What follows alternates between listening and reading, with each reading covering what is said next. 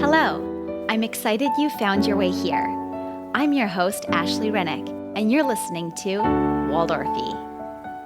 In each episode, I explore and explain Waldorf education and its anthroposophical roots. Hello, everybody, and as always, thank you so much for listening in. In this episode, I'm going to be speaking all about sixth grade and the sixth grader with my guest, fellow Waldorf alumna, Anne Claire. This episode is going to be a great one. It's really exciting for me because this is actually going to be the last episode before I'm going to be taking my maternity leave. I am due to have a baby the first week of May. Well, we'll see. And I just wanted to take a little bit of extra space before the baby comes. So I appreciate all of you so much for your understanding. I will be jumping back in to finish this fifth season with two more episodes, one about seventh grade and the seventh grader, and one about eighth grade and the eighth grader in a few months. So I'm really looking forward to getting back here to be able to connect with all of you and share all of this super interesting information as we wrap up this season about the grades. Already the sixth season is beginning to come together a little bit in the planning phase, so I'm excited to share that with you as well. Also, a super special thanks to Waldorfy podcast supporter Palumba. You'll be hearing me speak a little bit more about them and what they offer, Waldorf toys, books, and art supplies later in this episode. Their website is palumba.com. That's palumba.com if you want to check them out. As always, I so appreciate your support of this podcast. And I will say that while the podcast isn't running brand new episodes for the next few months, I will say probably 2 to 6 months while I'm on my maternity leave, the costs of running the show actually don't change. So I 110% appreciate all of the support that so many of you have offered through Patreon membership. If you're interested in becoming a Patreon supporter, it's basically just offering a small monthly contribution to help to support the show, the cost of running the show. And you can find information about that at waldorfy.com/Patreon or patreon.com/Waldorfy. And I'll be speaking a little bit more about that at the end of this episode as well. Now, let me introduce you to my guest, Anne Claire. Anne Claire Goodman has been a grades faculty member at the Waldorf School of Pittsburgh since 2000, where she has found great joy and satisfaction working with students, colleagues, and parents to bring Waldorf education into the 21st century. A graduate of Acorn Hill Washington Waldorf School, Oberlin College with a BA in History, and Antioch New England Graduate University with a Master's of Education and Waldorf Teacher Certificate, Anne Claire is currently the class teacher for the class of 2022 at the Waldorf School of Pittsburgh and the grades faculty chair, a role she has held since 2014. When not at school, Anne Claire loves hiking, theater, glass blowing, expanding her plant collection, and staying connected with friends and family. Welcome, Anne Claire. Thank you so much for speaking with me today. Oh, thank you so much for having me. I'm so happy to be here. I'm a big fan. It's always exciting to have a fellow alumna on the show. So I'm hopefully we can kind of connect with that component as well as we are discussing sixth grade and the sixth grader here. So let's get started by talking about the developmental needs of the sixth grader. Where are they at and what are they experiencing? Yeah, so as your guest for the fifth grade episode talked about, fifth grade is this wonderful year where the students bring their own sense of balance into the classroom. And balance, as we all know, is really a dynamic, right? There's a little shift this way and a little shift that way to stay in balance. And so when we enter into the sixth grade year, they might bring some of that with them because, as we know, it's not as though the beginning of the school year is when all of the developmental changes happen.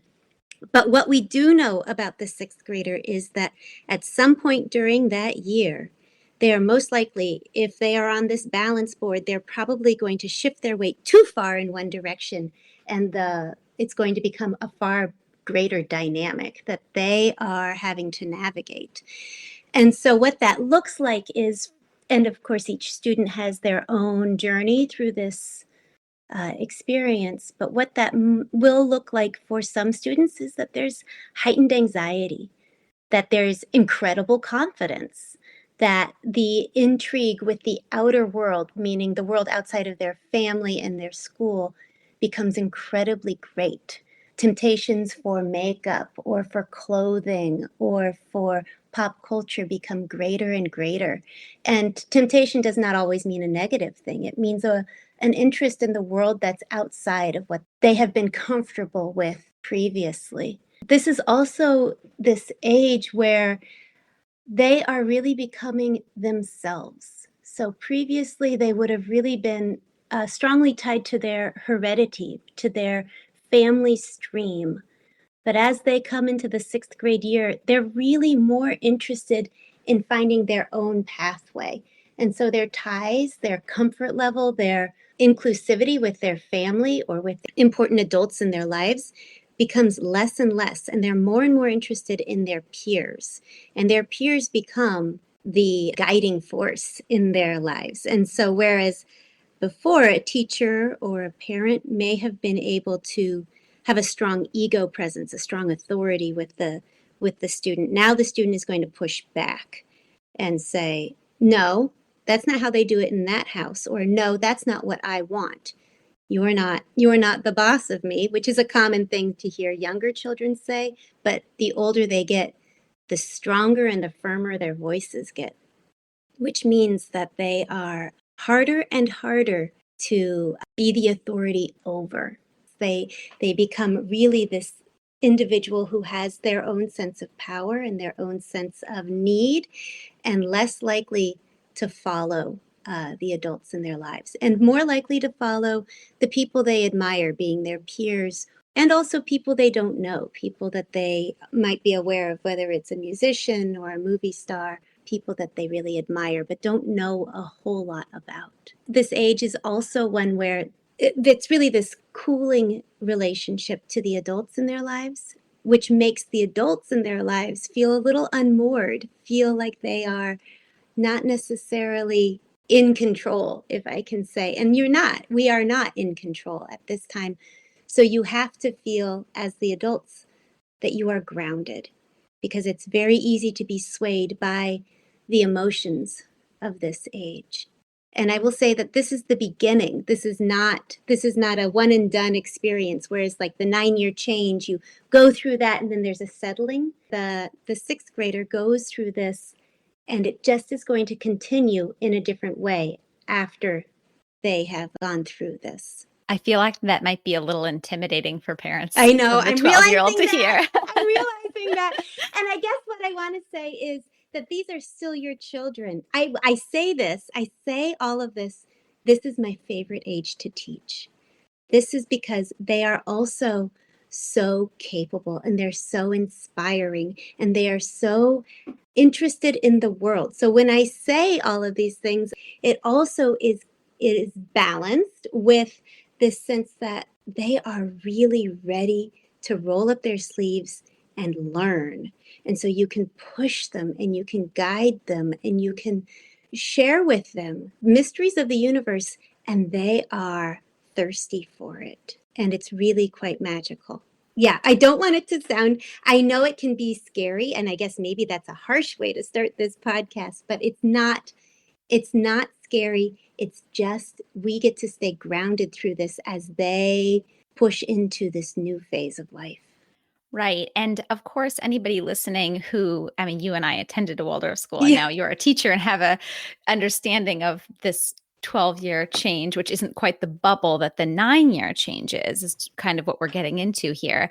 Those listening can understand that the onset of puberty is coming in. So it's not, this isn't, that phase doesn't just like come and go very quickly, does it? That's quite a big transition physiologically, I mean, emotionally, everything. So I think that that's something already that these parents are aware of. So probably maybe more intimidating for someone who's got a fourth grader listening, but for a parent of a 12 or 13-year-old, they already are experiencing that, already getting it, They're experiencing it, and it's so important to recognize that we all went through this too. And it is, if we don't go through it, we haven't passed through a phase of life. It is so healthy to go through. And I guess when I say like there are these emotions and these waves that can come through, those are things that we've all experienced. And it's wondrous, and it's intimidating, and it's amazing.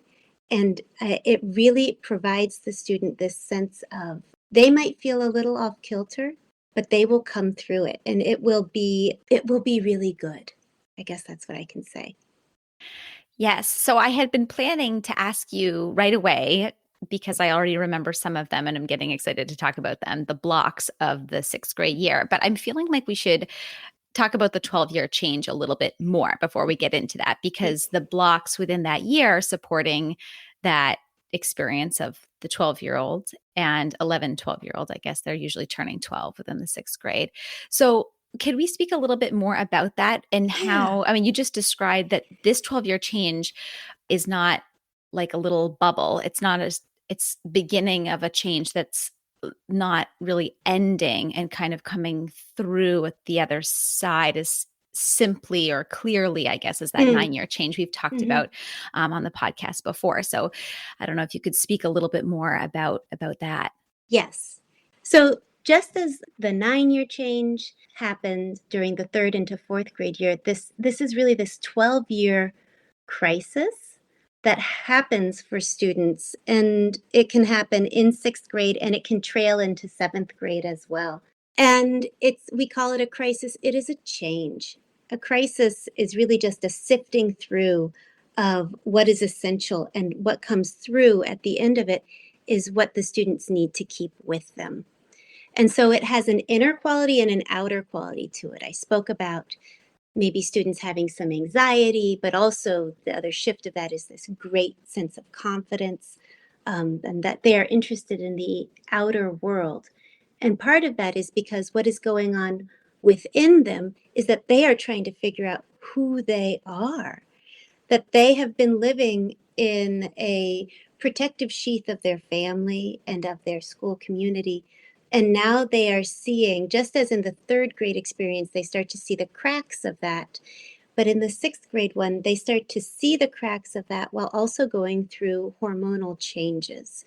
And so part of the 12-year experience is this sense of their skin is changing, their body is changing, their feeling life is changing. They might be letting go of friendships that they once held sacred. They might see themselves, before it was, I can do whatever I put my mind to. And now they might look at a subject or an experience and say, I'm not good at this, and I'm not going to be good at this. So you might see students who let go of the sense of being an athlete, or who have an opinion of how they are in relationship to a subject. There's a real going inward that happens at this time. In previous years, you would perhaps be able to mediate as adults the conflicts between friends, or between playmates. But by the time they're going through this 12-year change, it is not okay in their minds to have an adult intercede in a conflict, especially one between friends. They are going to need to sort this out themselves. And this is this growing maturity and this growing sense that it is only through them doing this work that they will be able to know that they can do this work. You'll also see within the sixth grade some students who've gone through the 12-year change, this 12-year crisis, and some students who are not yet going through it. So within a class, you might have the dynamic of those who look to the people who are still acting more like fifth graders. And there can be some interclass conflict around that, because you have those who have matured through and those who are continuing to mature through. And so, as parents and as teachers, we just need to be mindful of that. These are just turning points in the students' lives.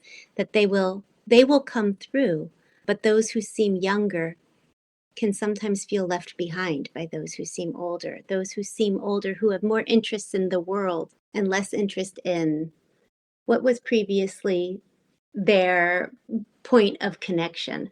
So you have all this great growth. You also have kind of this, if you can imagine the students sitting in the classroom, they're not sitting upright with their hands on the desks, beaming at the teacher like in first grade. They have leaned back in their chair and they are observing, and they are also seeing, what are you going to do? How are you going to meet me? And how are you going to challenge me? And how are you going to keep this interesting? And so in the 12-year change, you will have students who are looking to see, are you infallible? Are you human? Have you made a mistake? Because they are going to be so critical of themselves. They are going to be so looking at themselves under a microscope and wondering, was this right? Was this wrong? And as they are doing that, they turn their gaze also at the adults around them. And they can sometimes feel rather critical of the adults around them. And it's all part of the process of helping them say, oh, yeah, I made a mistake. I'm human. You made a mistake. You are human. Isn't that wonderful? Yes. And it's so interesting to hear you speak about how the social dynamic can be so divided in a Mm. way within a class at this age. I remember for myself, I was maybe one of the last girls in my class that still liked playing with dolls or toys. Maybe not by the end of the sixth grade, but definitely that was part of my sixth grade experience. And I Mm-hmm. had younger sisters too, and a lot of my friends had older siblings.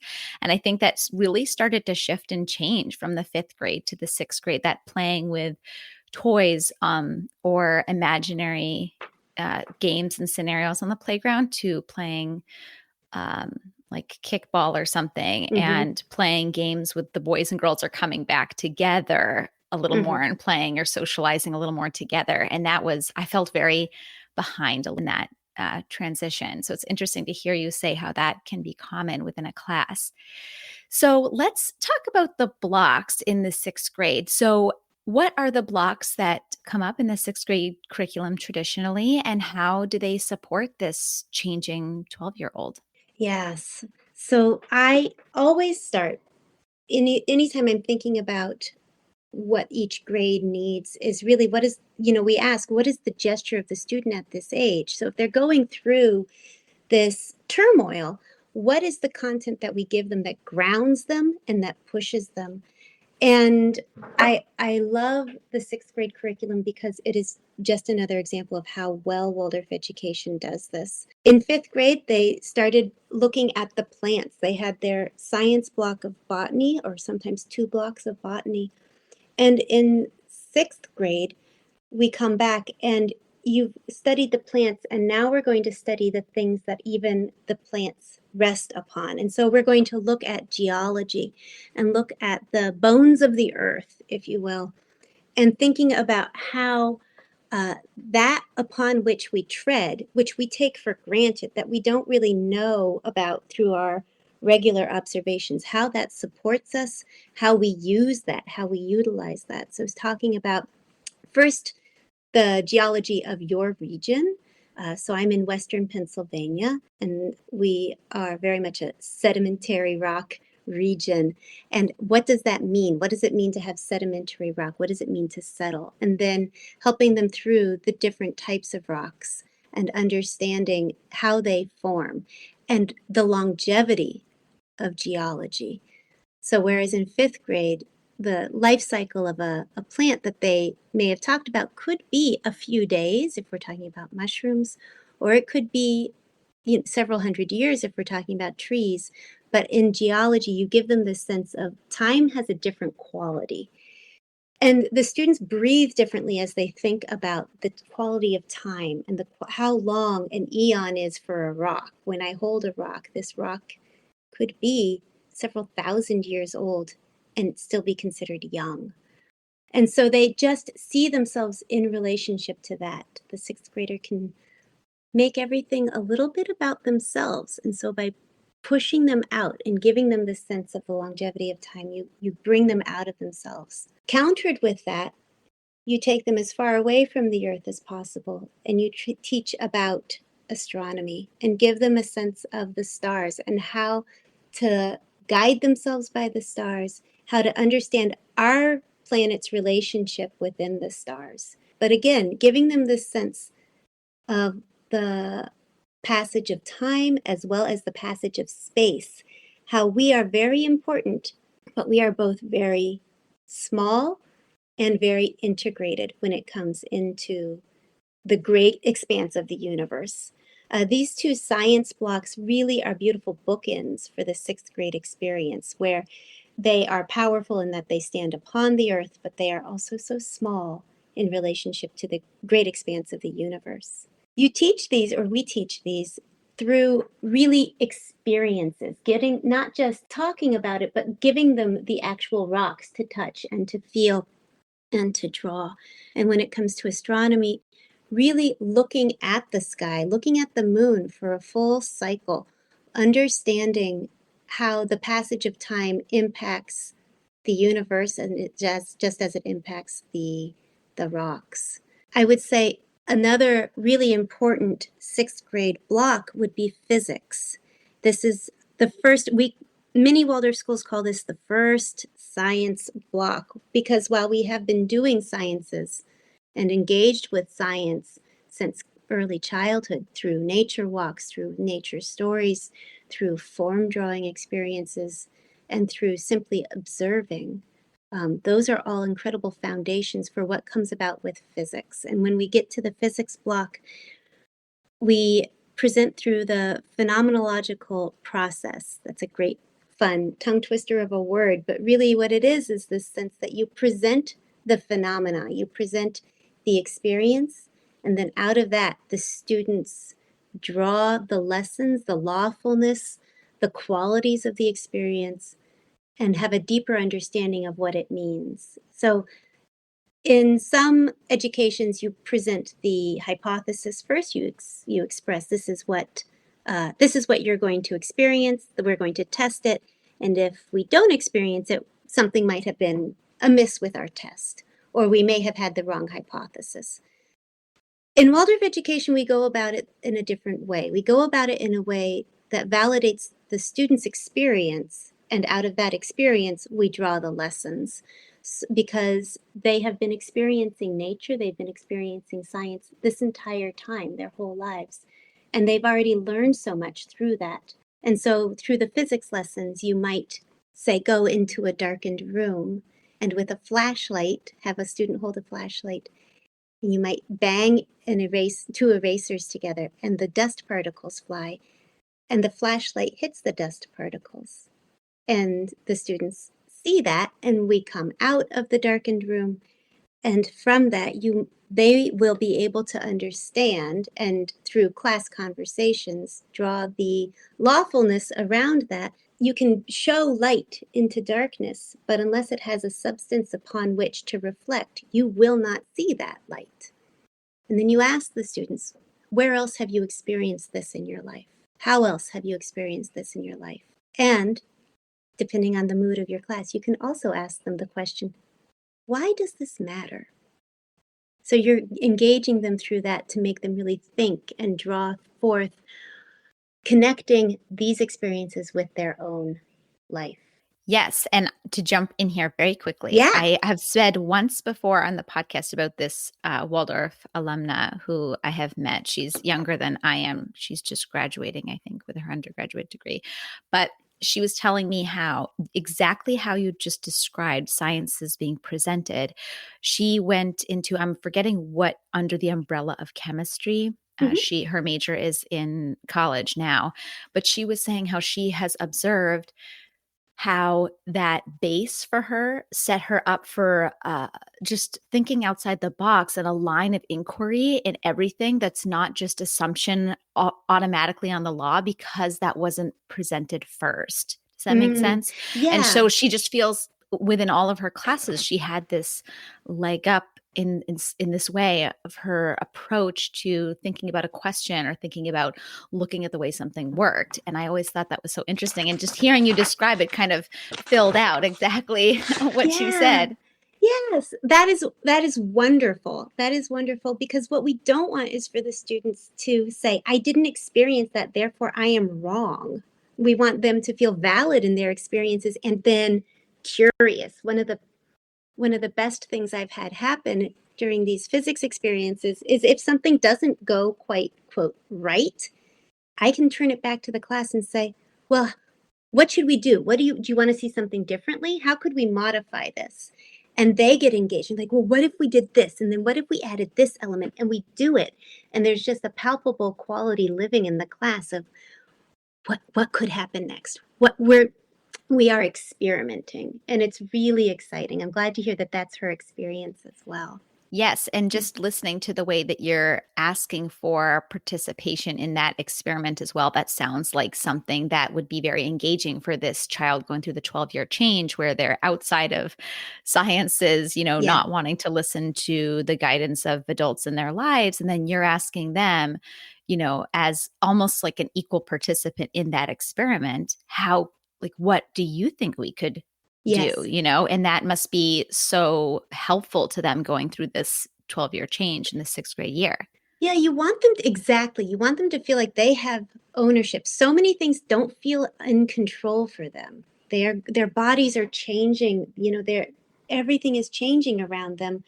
And some of them might feel a little remorseful about that, but most of them just are hungry for well, where do I have control? Where do I have power? How can I express that? So by engaging them in this, it feeds them in a certain way. Other main lesson blocks, other core parts of the curriculum include geometry with a compass. So really these precise forms. This is this wonderful growth from the form drawing that they've been doing first through fourth grade into the freehand geometry of fifth grade. And now we have this meeting, this really explicit meeting of the mathematics and the arts curriculum. And so you give them these tools where they have to be really precise and really thoughtful, and also start to understand the mathematical implications of forms, such as dividing the circle into 6, such as dividing the circle into 12 or 24, creating different geometric shapes and understanding their areas, but also understanding how to create them in a way that has an aesthetic quality constantly. I don't think ever in Waldorf education are we done working with the aesthetic education and helping the students sense that you can create something of beauty that has worth to it. And this geometry block is really a great expression of that. To counter that, many sixth graders really have this strong connection with money, what money can do for them, and how to work with money. And I know several sixth graders who are real entrepreneurs, and you want to feed that. You want to give them this sense that yes, you can, let's talk about business. And so we talk about business math. And this is in some schools you call it economics, and in some schools it's called business math. But what it is this sense of how did we evolve into having the systems of banks that we have now without going too much into capitalism versus socialism. You're giving them this sense that we once were bartering, and now we have a different way of working with money. And so they get to understand that and starting to calculate things like percentages and interest rates and how does interest work in a bank. And you can bring in different approaches to money through this time as well. In many sixth grades, this would be where they might start a small business. Last year, my class started a honey selling business because we had a wonderful family in the school who had too much honey, and we helped sell it to raise money for some capital improvements around the school. It was a great experience, and so you get this sense of entrepreneurship with the sixth graders as well. And then, of course, the cornerstone to most years is this sense of what is the history curriculum. So growing out of the fifth grade where they've had this overview of ancient civilizations, which still has some mythology mixed in with it, but also some history mixed in with it. By the time we're in sixth grade, the interest in mythology is not for the truth of it. The interest in mythology might be more along the lines of because these are fun stories. So what they need as sixth graders is what is true. And what they're yearning for is the facts. And you're still sharing history through story and through imagery, but you're sharing information that is true and has factual backgrounds to it. And so in many Waldorf schools, the beginning of history is really through the story of ancient Rome. You might start with the end of the Aeneid, with Aeneas leaving the Battle of Troy and coming to the boot of Italy. Or you might start it with the stories of Romulus and Remus, which are mythical in their own right, but are also incredibly important to what is going to happen next. And so you have this brother combination, and there's some violence in this story, and the students react to that, and they're like, "Oh, this is a little dangerous." And you then bring them through the evolution of the kingdoms of Rome, through the stories of the Caesars, and then what ends up being the downfall of Rome in the West. And you can bring them through this with the sense that we are going from a very incredibly, what started off as lawless became incredibly lawful and then descended into some chaos at the end. And that fluctuation really mirrors what the sixth grader is going through. You then can also share with them what comes out of that. And what comes out of that linearly through the linear storytelling of history is both the birth of the Christianity as well as Islam. And so really giving the students the sense that these major religions come into being during the swath of history in which we are talking about. And so you've left behind ancient Rome, and you can go into the birth of Islam and all of the cultural importance that happens in these countries, this fast moving religion that took hold of the Middle East, of Northern Africa, into parts of Asia, and then even into aspects of Europe, into parts of Europe, giving them the sense of the role of religion during this time. And then in many Waldorf schools, we also share into the Middle Ages and in Europe. And what was the story that happened during this time? What were the enclaves that happened? These little villages that rose up, oftentimes with a church at the center of it in Europe. And what was the role of the castle, and what was the role of the knights, and what were the roles of other individuals? How did the Jewish faith look during this time? And you can you're always sharing these stories in a balance. You're never moralizing the stories and saying this was bad or this was good, but you are sharing it and then drawing out of the students, how would this feel if you were in the ghetto? Or how would the ghetto being the Jewish section in Venice? Or how would this feel to be a Moor in Spain during this time? And helping them empathize and live outside of themselves and really feel the swath of history outside of themselves. They are already going to want to go inward, but the great opportunity that the sixth grader has is to stretch themselves outward and really have empathy and understanding for other people. And in many Waldorf schools, ancient China is also a part of the history blocks, and really giving the students a sense of what were the amazing inventions, what was the culture during few thousand years in China, and what was the impetus for building this wall, and then also understanding the connection with Europe and with the Middle East during this time, helping them see that nothing happens in isolation, that China may have tried to isolate itself, but there was so much that spilled out and came westward from China. Yes, I think I remember discussing Marco Polo's Mm-hmm. exploration, the Silk Road at the sixth grade, maybe that came up as well. Yeah, so you can share the story of the Genghis Khan and his relationship to the Silk Road and Marco Polo's relationship to the Silk Road, and give them the sense that what would it be like to be on the Silk Road, this great network of trading routes that happened. But you can also share with them other people who went on great adventures during this time. Ibn Battuta, who was a Northern African explorer, for lack of a better word, who traveled all over Northern Africa and into the Middle East and into parts of Asia. Give them the sense that while we think of this as times of great isolation, that was really more of a European gesture. Others were going out and really connecting and learning from each other at this time.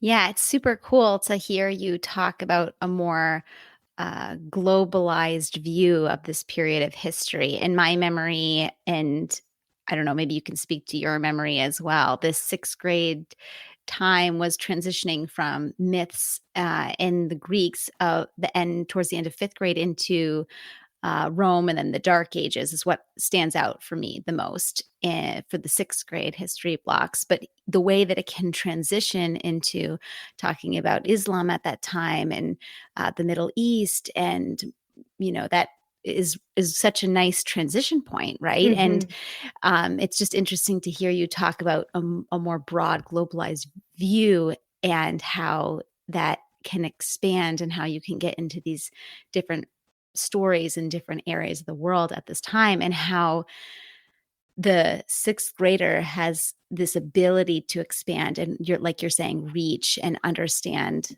in this bigger view. And that's really interesting to hear you talk about that, because I don't really remember that from my sixth grade experience. And that's part of this kind of evolvement of, I feel, Waldorf education. I don't know what you remember from the sixth Yeah, grader. I think we had similar experiences, and even the term the Dark Ages was something that was what the phase of history of Europe was called after the fall of Rome. And I think what this really shows is how Waldorf education is a living education. What was one view of what history really is evolves with time, and Waldorf teachers and Waldorf education, we evolve with it as well. One of the one of the principles of Waldorf education is that we are responsible for innovation and responsible innovation. And I think what has happened in the many years that I've been teaching even is that how we talk about people and how we present history has evolved, and it feels really healthy and really important to do as well. And I think my teachers growing up pre pre-internet, they did really wonderful work. And I think that if they were educating right now, they would be in step with what we are talking about. But they also, I remember Rome being a very male centered history lesson, history block when I was growing up. And it doesn't have to be, because, well, women were alive during that time too. And when, especially in today's age, when we have in every school students who don't see themselves reflected in a white male curriculum, we have the responsibility to make sure that they do see themselves reflected and in a safe and healthy way. And so it means that we have some work to do and are constantly having to do that work. But the history curriculum really gives such a great and wonderful opportunity for that, because while Steiner gave some indications for what the curriculum really should be or could be, what he really gave was indications of how to interact with this age group. And that's the most important thing, is that we keep in mind that we can be prescriptive in what the curriculum is, but the curriculum is living. And the children in front of us are really the books that we need to study to know what they need. And so long as we are doing that, the curriculum will come about in the healthiest way possible. I love that. You articulated that so well. I think most of you know by now how much I truly love all things Waldorf. What can I say? It's what I was fortunate enough to get to experience as a child, and now I'm so enjoying learning more about all of it with you listeners as an adult. You know the Waldorf goodies are beautiful, but where do you find that quality selection of Waldorf toys, books, and art supplies? Well, you needn't look any further than Palumba. Palumba, loosely meaning wooden dove, was formed in 2007 to fill the need for the desire to have safe, high quality, all natural toys made in the US. Palumba's selection of products are carefully chosen to ensure that they're made of wood, wool, silk, and cotton, along with other natural materials. Palumba is also the only retailer that features the complete Camden Rose line. Camden Rose's commitment to durability, beauty, natural, and renewable materials make them the American leader in eco-friendly natural toy and children's furniture design. A handful of items come from a women's cooperative in Peru, while the majority of items are made in the US. At Palumba, they believe that imaginative, open-ended play with simple toys crafted from beautiful, natural materials offers children warmth and a sense of well-being when discovering their world. If you've listened to this show before or follow on social media, you know that Palumba is my favorite place to get all the quality Waldorf things. I would so love for you to check them out. You can shop their selection of Waldorf toys, books, and art supplies at their website, palumba.com. That's PALUMBA.com. Thank you. So I'm wondering now, after speaking about the blocks, how you get the sixth graders' head, hearts, and hands Mm. involved. That's kind of one pretty Mm-hmm. consistent layer of Waldorf education. So I'm wondering how you do that. And, you described a little bit about how that happens in physics. We can dive a little Yes. deeper. Yes. And I think it can happen. I think it can happen within the curriculum, but it can also happen within the social life of the school as well. So if I am, we are science, that is all hands on, and they are really actively and physically engaged with all of that. But the question that I said we ask oftentimes during the science block is, how does this connect back to you, or where have you experienced this? It brings everything back into this. Oh, this is how I live in relationship to this subject. And that question can be asked in different forms and in different ways through any block. But also during this time, the social life of the class really deserves special attention as well. In younger grades, you may have had a weekly class meeting where subjects are discussed or conflicts are resolved, things like that. In the sixth grade, they're not necessarily needing a class meeting, but definitely the teacher really feels a responsibility for maintaining a healthy class culture. And that might mean different social groups working together for projects, things like that. Because what you want is for the students not to grow hardened towards certain students, or shun or not be interested in certain students. Everyone deserves to have a relationship with each other, whether it is a friendship or just a peership. And that really helps them through this idea of the heart. You really want these students not to harden their hearts. You want them to feel that they have an open heart that is a little vulnerable, but really worthy to share with each other. And so helping the students through small acts of quiet kindness around the school supports that as well, whether it is just saying, you know what, anytime you're close to the door and somebody's coming through, let's make it a class goal to have the door open for that person. So that it's not necessarily curriculum based, but it is based out of the sense of social responsibility for each other. And how we meet their heads is really this wonderful push. They are so capable at this time to increase their writing capacity, increase their mathematical capacity, and start to really think critically, think causally, and have them through class discussion, through essay work, through math work, have them really express what they are thinking and how they see it in relationship to themselves or to the subject matter that they have studied previously. Some of those golden moments in the class happen when somebody says, wait a minute, you just mentioned this, and that reminds me of something from 2 blocks ago. And the class goes, yeah, oh my gosh, yeah, and that actually connects with this, and look how connected it all is.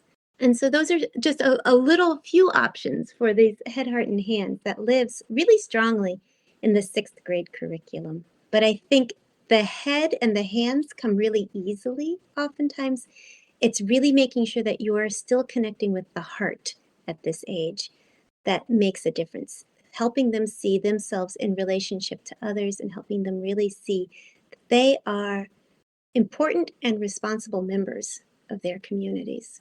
Yeah, it's interesting you say that. That actually leads me into my next question. I feel like connecting with that heart, kind of the more empathetic side of the student is, easier through those stories in the earlier grades. And for some reason, I don't know, I felt just the bond that we had as a class and the different transitions we had gone through by the time we got to eighth grade.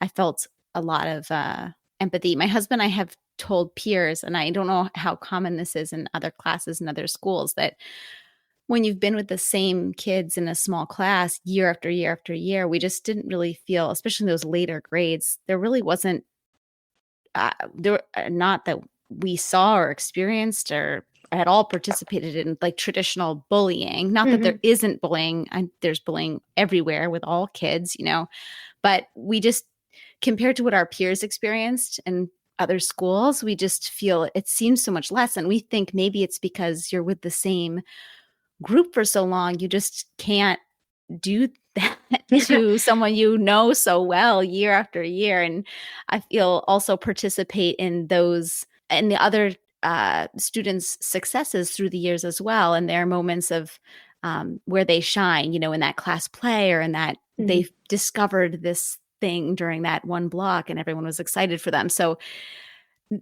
but that being said, I feel sixth grade was kind of a moment of like disconnection with that. And Mm-hmm. alongside with that, I've also heard that it's a challenging year for teachers. Like it's very common for a teacher, and I'm not sure if it's the sixth grade year or if it's after the fifth grade year, but kind of getting like that. It's common that a sixth grade teacher can't make it or something, like has to Mm-hmm. leave, or like it's like the graveyard for Waldorf teachers, like the sixth grade. I'm exaggerating that, but I don't know if you've heard that kind of come up Yeah. before, or could Yeah. speak to that experience for the teacher, but also the student, and Yeah. and how that is a challenging year in this regard. Absolutely. And, I think if I can distinguish between bullying, which is multiple situations, multiple incidents of repeated hierarchical put downs of various sorts, versus conflict.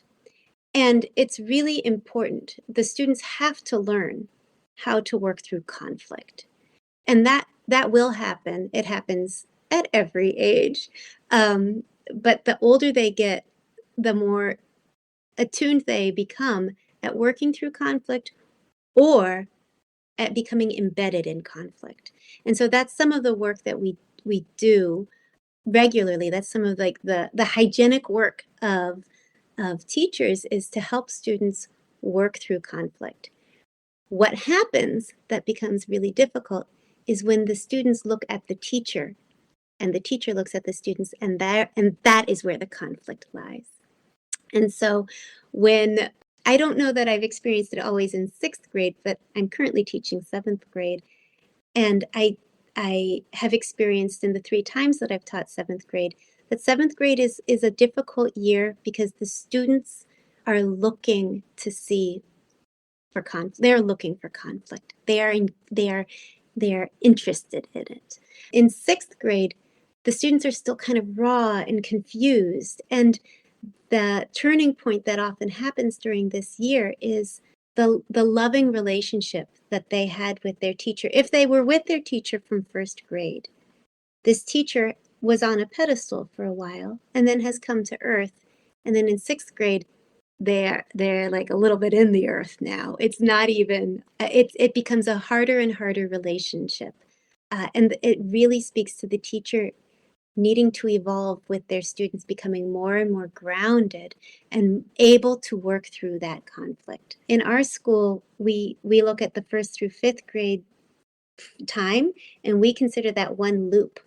And some teachers will do that loop and then go on into middle school with their students, and some teachers will transition to some classes will transition to a different teacher in sixth grade. And part of that is because the rigor of the curriculum during this grade, but also it has to do with what is the ego gesture of the teacher at this age, and is this something that you would like to investigate, or do you think that it would be better to stay with the younger grades? Because the students are pointed and they are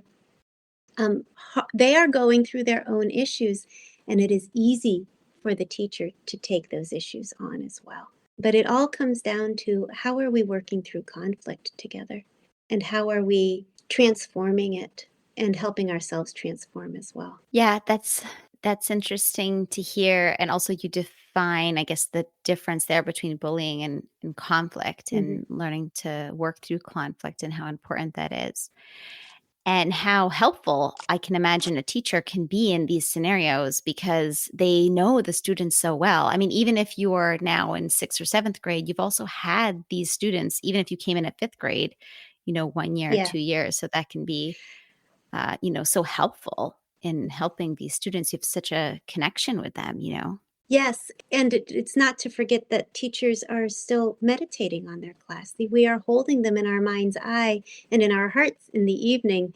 And it's through that oftentimes, I know when I am feeling stuck with a circumstance or with a student, it's that meditative life that helps me remind me that they are still the people I know. They are still that whom I love. And I also think that during the sixth grade year, sometimes the conflict isn't really, it can become a little muddled, and the parents become a little confused as to what their role is with it too.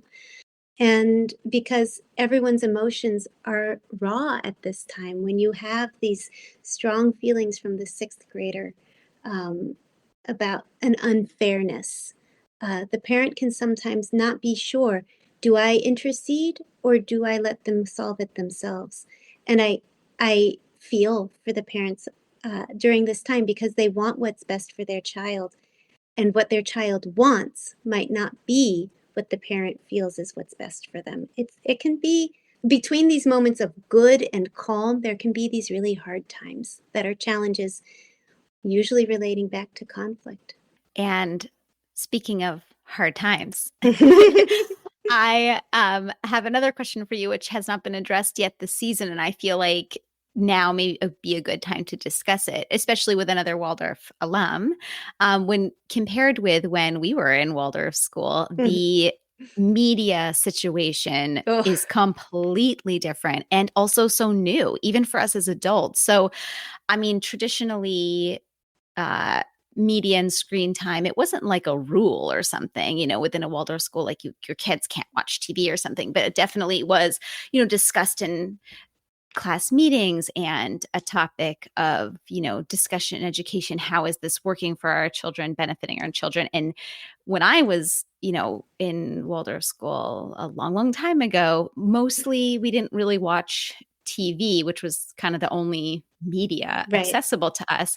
I would say probably like first, second grade, very few kids in our class like were consistently watching TV, I would say.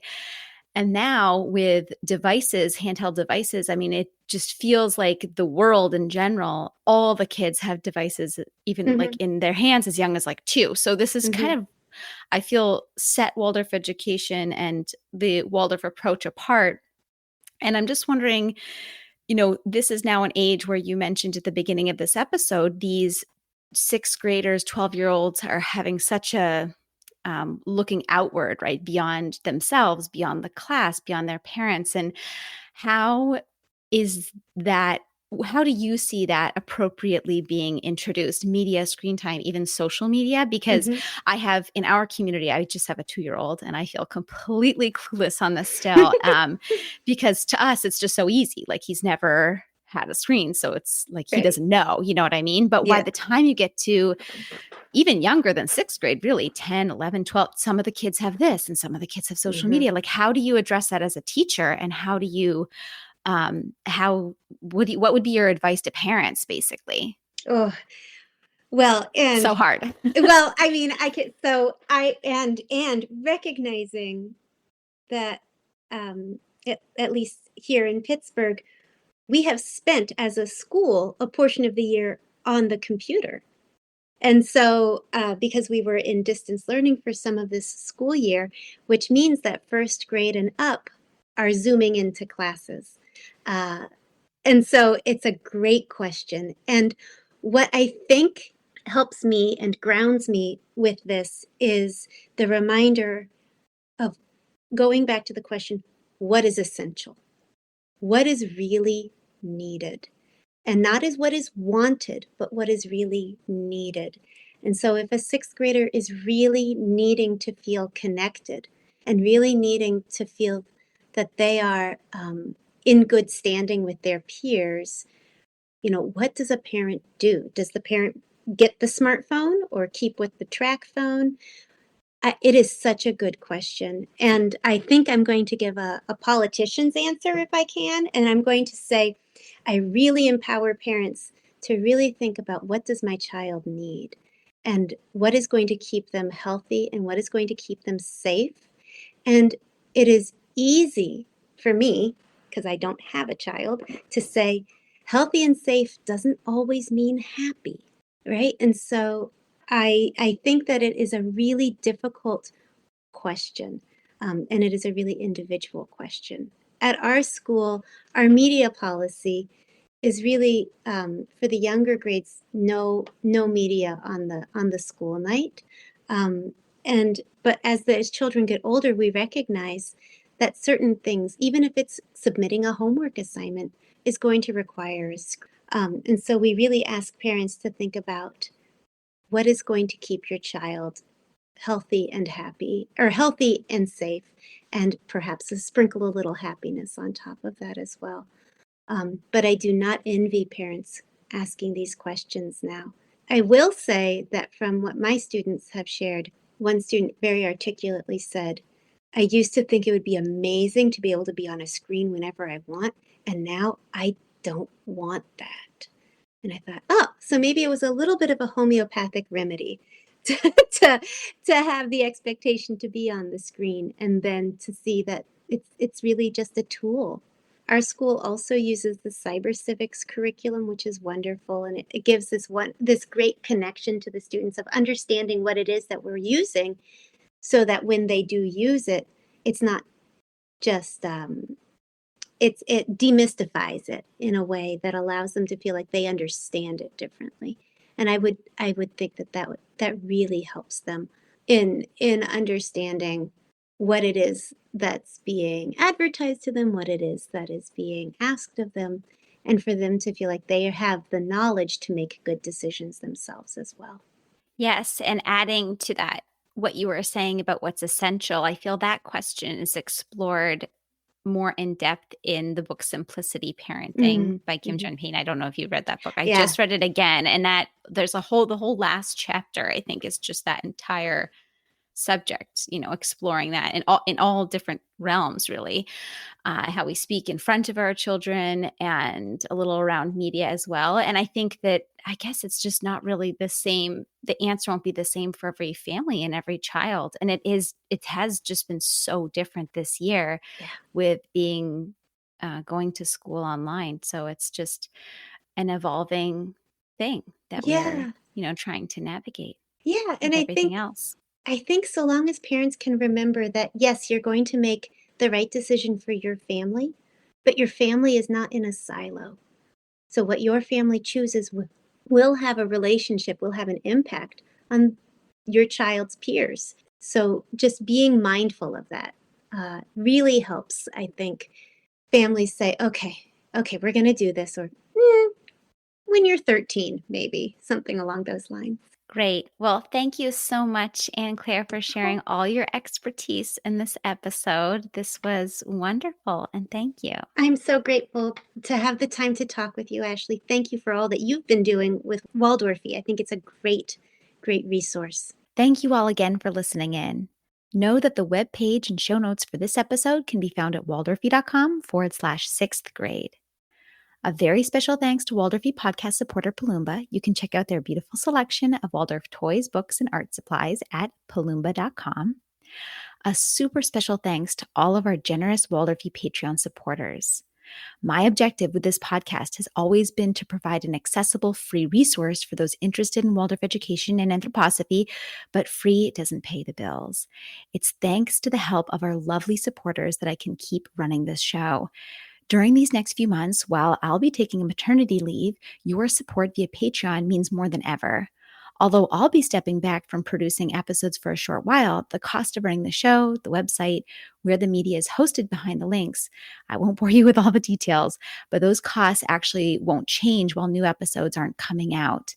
I am so looking forward to returning to the show and all of you. And I can't really even begin to express how grateful I am that you'd consider helping keeping the show up through this time. Now, what's Patreon, you may be wondering? Patreon is a platform where you can support creators like myself to create content that you love with a small monthly contribution. Believe it or not, the price of just one nice coffee or latte a month for you goes a long way to help me to keep creating the show and keep it running. If you're interested in becoming a Patreon supporter, you can visit waldorfy.com/Patreon, or you can check out patreon.com. That's patreon.com/Waldorfy. They're basically the same page. Another great way to support the show is by following along on social media. You can find Waldorfy at bwaldorfy on Facebook, Instagram, and Twitter. And I am definitely the most active on Instagram and will be while I'm on maternity leave. Finally, another big thanks to all of you listening in. So looking forward to connecting with you again after bringing this new being into the world. Be well.